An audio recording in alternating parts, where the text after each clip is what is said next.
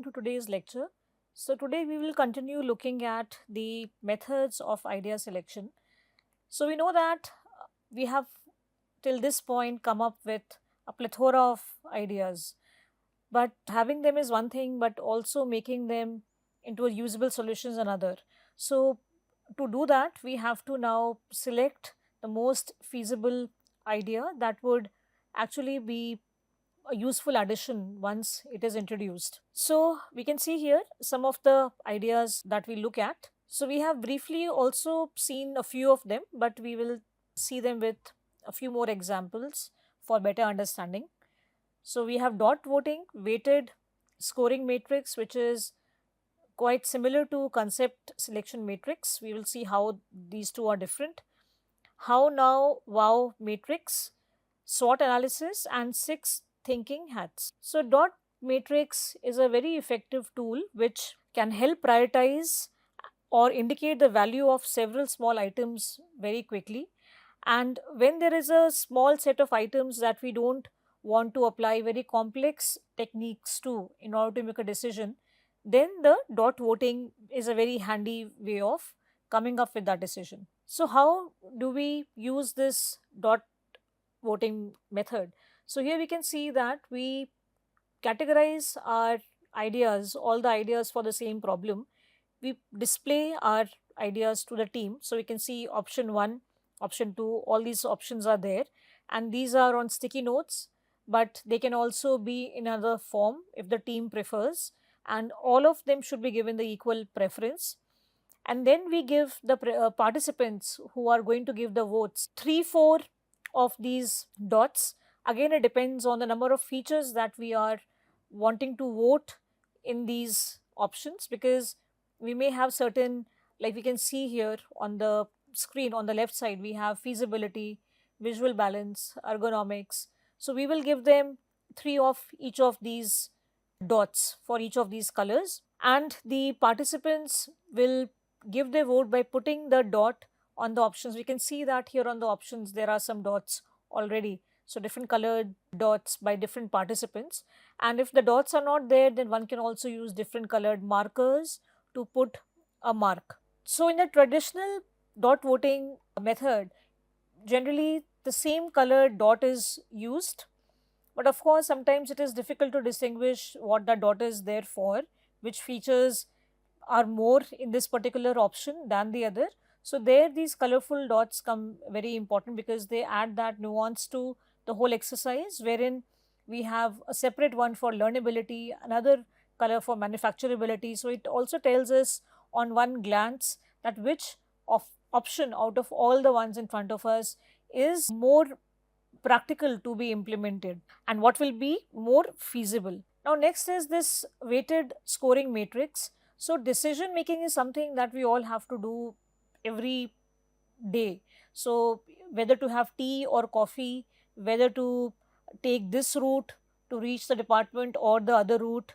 So decisions are a part of life. Now weighted scoring matrix is a method which can help one take decisions very efficiently. It's a very effective way, because here we are weighing our options. When we are having tea or coffee, the choice is very different. Maybe we are weighing it based on we have to sleep at night, so maybe I should not have coffee.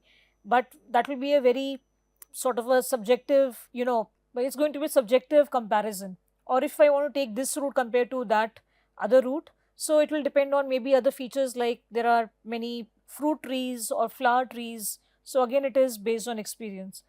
Now the weighted scoring matrix is one where we are going to give weight to certain parameters which are of importance, and then all of these other parameters are going to be evaluated, and then we will prepare our weighted score accordingly. So here we will assign numerical scores to each task or decision based on the weighted factors. These weighted factors could be market demand, it could be effort required, or the impact of the design. And the purpose of the weighted scoring is to provide an objective and data driven approach to decision making, which allows for allocation of resources to the most crucial factors. So now here the first step is identifying the criteria. Now this criteria which are most important to our product and our customers. So for example, there may be market demand, may be a customer demand, there may be technical feasibility, some risks may be involved. So what are those? So we start by listing out all of those. Then we will assign weights. So these weights are for each criteria based on how important it is to the success of the product. So for example, if the market demand is the highest priority, so it will be given say 40%. And if we say customer satisfaction is lesser, we may give it 20%, and so on till we get to the 100% of these weights. And now we will be scoring each product or the feature that we have. So this is done by giving the marks to the feature, usually between 1 to 10, where 10 is the highest and 1 is the lowest. And 1 to 5 scale is also used, but it has to be consistently used. So 1 to 10 scale is the most preferred way of giving the score to the particular features. And then in the next step, we calculate the weighted score. So here we will multiply each score by its corresponding weight, and then we add it up. So in this table, we can see that the market demand is 40%. And now we have given this is the weight 40%, and the score that we have given to the product idea 1 is 6. And to product idea 2, it is 9. And to product idea 3 is 7, and to 4 is 8. And to get the weighted score, we will multiply this score that we have given into the weight that we have given, 40%. So we'll multiply in product 1, we'll multiply 6 with 0.4, so we get 2.4. Again 9 with 0.4, 3.6, and so on. So when we are multiplying, we are getting the value which we are putting in the weighted score column. And when we add all of these numbers together, because here we can see 3 criteria, which is idea feasibility, market demand, and competitive advantage. So these are the criteria based on which we have divided our weight. So we have given 40, 30, 30, because 2 are equal, 1 is a little bit more important. And now when we are evaluating all these 4 ideas, these different ideas that we have come up with on these 3 criterias, then we multiply that scale, that 1 to 10 what we have given, we multiply that number with the weight to get that weighted score, and then we add the column of weighted score. So in case of product 1, it is 6.1, the total. For product 2, it is 7.4, 3 6.4, and 4 7.1. And we can see that for product idea 2, 7.4 is the highest weight that we have. So that is, we can now say that this particular idea is the best feasible idea, the best possible idea to go ahead with. So now that we have added and we have got the highest weighted score for product 2, so generally we see that we rank them based on the total score, and usually the highest scoring option, it is considered the best choice and it is prioritized. So in our example here, the option number 2, idea number 2 has gotten the best highest score. So we will prioritize this idea, and then we'll have idea 4 and so on as per their ranks. Now the next is the concept selection matrix. So this is little bit different than the previous method we saw, and here again we will create a matrix, but unlike the previous method, which is the weighted score matrix, here we will not be looking at selecting the best concept, but to develop the best concept. And here we can see in the table that we have a selection criteria. So ease of handling, ease of use, and other things. And then we have the different concepts that we are going to be comparing. So most of the time there will not be one superior concept, but each will have their own strengths and weaknesses. And this selection matrix, it combines and improves the concepts by removing the bad features and taking forward the features that are wanted or that are preferred. So now this method aims to go from specification to the concept, and it emphasizes both on divergent and convergent. So we will see on the right, the diagram, we can see that how we are concept selection, we are then reducing the number, and then we are again widening, and again we are narrowing down, reducing. So this is the difference between the two.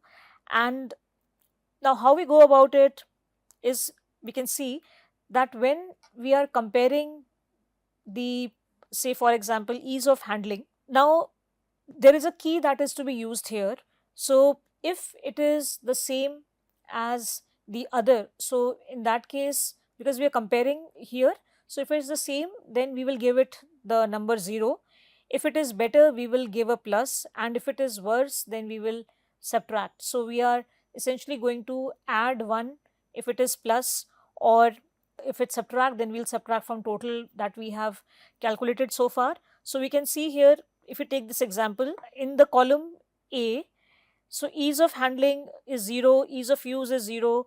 We can see that dose metering is plus, okay, and load handling is 0, but manufacturing ease and portability is plus. So we have 3 pluses and we have 3 same. So 4 same because they are 0, and we have 3 pluses, and minus are 0 because we have not subtracted, it has not scaled poorly in any, so that number is 0. So the net is 3 and the rank here becomes 1, because when we see the other net numbers, so compared to them, this is the highest, so it is the first preference or highest rank. Because if we see, for example, another column, say column number E, where we have 2 pluses and sames are 5, so of course the net is 2 here. So 2 is less than the net 3 of idea A, so it is the next rank. But we can see that the next column F has some minus aspects also. So in manufacturing ease, it has received negative, it is maybe lesser compared to the other idea, so it has received minus.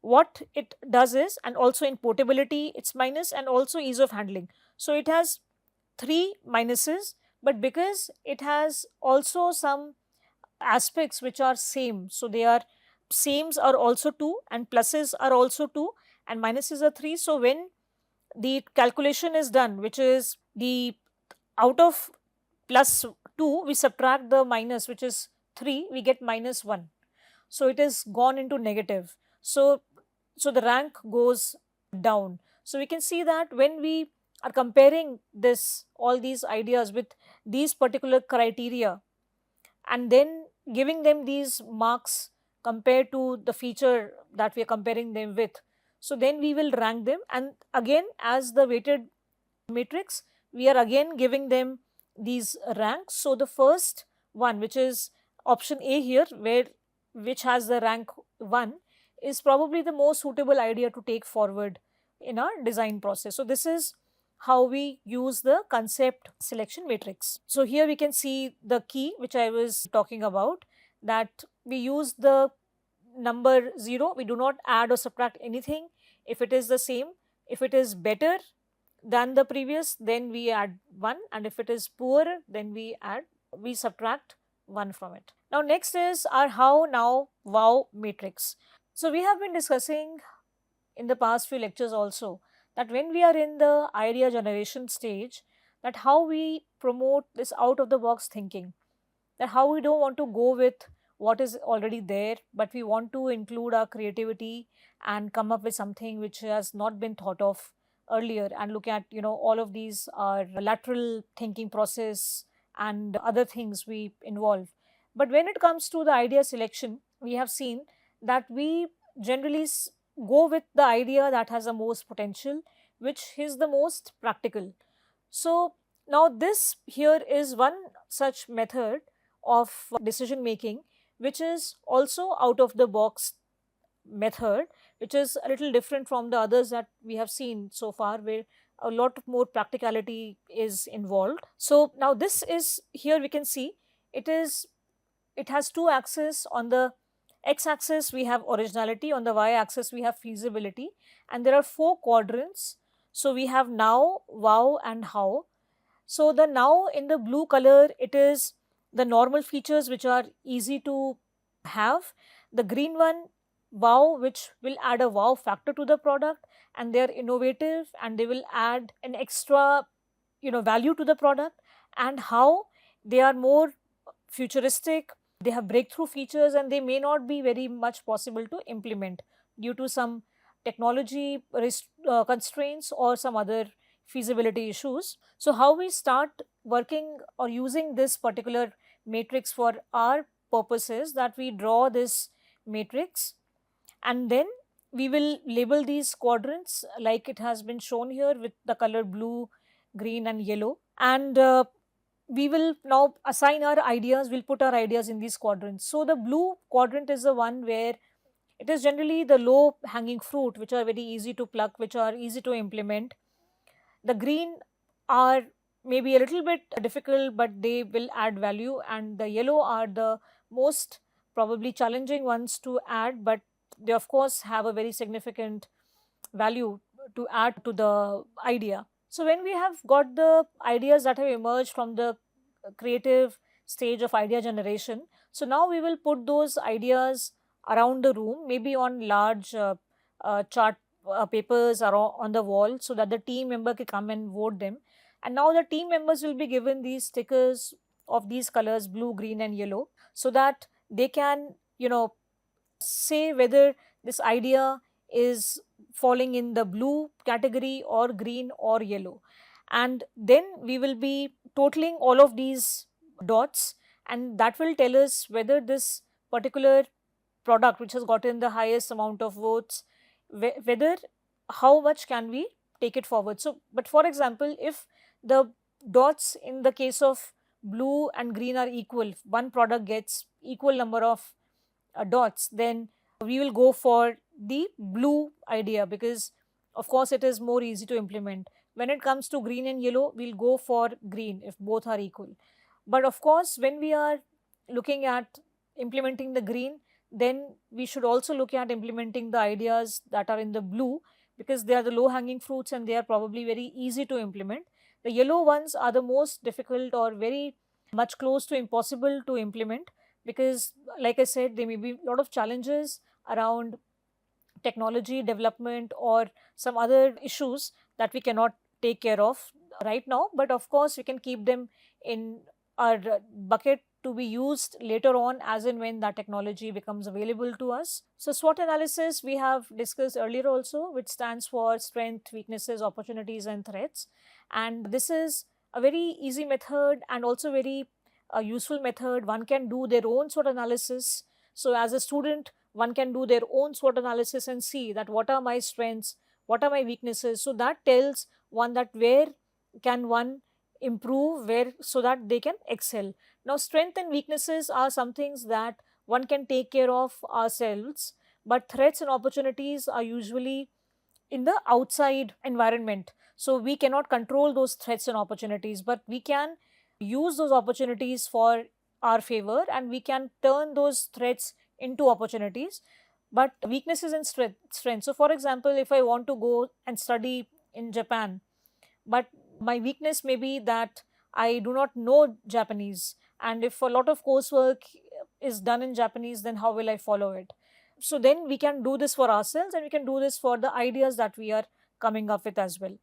So let us take an example that we were discussing in the one of the earlier lectures, where we were looking at developing a user friendly application for a food delivery application. So the strength of this particular application may be that they are user friendly interfaces, they have quick delivery time, they have fast ordering process, they have customizable filters and wide range of cuisines. But their weaknesses on the other hand may be that they do not cater to faraway areas, their delivery area is very limited, or it is not very elderly friendly, the interface, or maybe the service charges are high. So these are something we see that strength and weakness is something they can control. So if they find that the fee are high, they may relook at the fee if it can be lower. If it is not elderly friendly, they can look at how the app can be designed so that elderly can also interact with it. And delivery areas, they can also expand their delivery areas if they like. So we can see that these two are very much controllable by the team itself. Now, threats and opportunities which they cannot really control. Now, we can see that in the opportunities, they may have, expansion to new markets. That may be an opportunity. They could partner with more restaurants and really expand their options from which the user can choose. They can have subscription models so that the user comes back to their app again and again to order. So, these are some of the opportunities that they may have. And the threats could be that they have other competition in the market. Many other applications are coming which are offering similar kind of services, or that the customer retention is getting difficult because people are running to the other application for some of their better features, or the prices of the foods are increasing, so in turn the total cost is increasing, and this particular team is finding it difficult how to justify it to the people who will be using the applications. So we can see that how the businesses and designers, depending on the problem at hand, they can do the SWOT analysis and try to turn the threats into the opportunities and also tap into the opportunities for their favor. Now, six thinking hats is a method developed by Edward de Bono, and it is also a lateral thinking method. So, here this method can be carried out with a team, or it can also be carried out individually depending on the situation. So, the six hats that we can see here, each has a different color and each has a certain specific feature to it. So, for example, we can see the yellow stands for positivity, red for emotions, black for negativity, and so on. So, in this particular method, how we go about it is that when the team is having a discussion, so each one of them can pretend to be wearing one of these hats. So, if there are six people sitting and having some brainstorming session, that one member will be thinking from the red hat, one will be thinking from the blue hat, and so on. So, now since each of them are thinking from a different perspective, one is thinking negatively, one is thinking from the emotions, one is thinking positively, and so on. So, the deliberations that will happen, the brainstorming that will happen, will include all of these into the process of discussion. So, now we can see here that what are the features that all of these different colored hats stand for. So, white stands for factual hat, neutrality, and objectivity. So, participants here focus on data and information. So, one person who is by themselves also wearing these hats can keep on changing one hat that they are wearing. So, at one point, they can wear the white hat and think from the angle of factual data. They can include data and numbers and information, and then they might want to flip it for the red hat, which is for the heart or for the emotions, for the feelings, and then they might start thinking from that angle that how can we add the emotion into it. So, if we again take the application, the food delivery application, so if you are wearing the white hat, then one can be looking at how many people are purchasing, what is our revenue, what is our loss this month. And when the person wears the red hat, they will think about it from the emotional angle, that how many people are satisfied, how many gave us 5 stars, how many gave us 1 stars, why is the feedback so poor, what did we do to give them a poor experience. So, now these hats, the team, when they are wearing it, or the individual who is donning and doffing the hat and wearing the other hat, so both will result in a very balanced perspective at the problem that we have in hand. So, the black hand is a judge's hat. So, it is judgment and caution. So, the team members evaluate ideas critically and look for potential problems, risks, and adverse consequences. For the yellow hat, it's an optimist's hat. So, here we are looking at the problem from a very positive angle, and the participants focus on the benefits, feasibility, and positive aspects of an idea or a decision. The green hat is a creativity hat. So, participants generate new ideas, alternative solutions, and fresh concepts. And finally, the blue hat, this is the conductor's hat. So, this is about organizing and managing the thinking process and drawing the conclusion. and synthesizing the inputs that have been gathered. So the six thinking hat method is used in the industry, it's used in many places, and it has been found to increase the productivity, it reduces the time of arriving at a solution.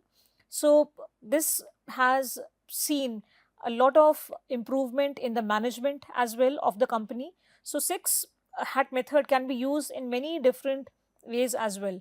So for the design process, also for the decision process as well, it is equally useful. So we can sum up by saying that for effective idea selection, these 3 points need to be kept in mind by the team for the effective functioning. So first is define the problem or opportunity. Next is involve the right people, and the third is set the constraints. So these are the three aspects that the team can keep in mind while they are going with this method of effective idea selection. So with this, I'll stop here today and I will see you in the next lecture. Thank you.